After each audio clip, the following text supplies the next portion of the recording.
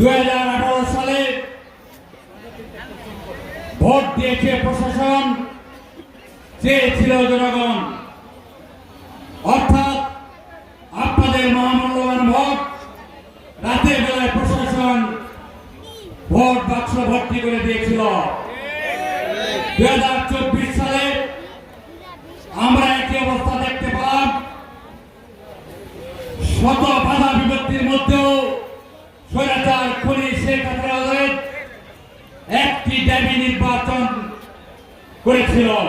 জেলার পক্ষ থেকে বিপ্লবী সালাম, আসসালামু আলাইকুম। মাটিতে তারা জানে আর কোনো স্থান না পায়, সেইটা আমাদের জন্য। ভাই বোনেরা, সকলের প্রতি আমার আন্তরিক সালাম, আসসালামু আলাইকুম। জাতীয়তাবাদী স্বেচ্ছাসেবক দল জয়পুরহাট জেলা বক্তব্য দীর্ঘায়িত করব না, কারণ অনেক বক্তারা আছেন। জনাব ইঞ্জিনিয়ার গোলাম মোস্তফা বক্তব্য রাখবেন।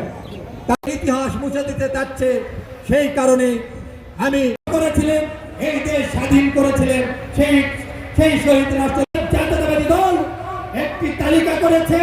সেই তালিকায় রুখিয়ে দিয়ে আগামী দিনে ধানের সৃষ্টি চলিক করে মাটিতে তারা জানে আর কোনো স্থান না পায়, সেইটা আমাদের জন্য। ভাই বোনেরা, সকলের প্রতি আমার আন্তরিক সালাম, আসসালামু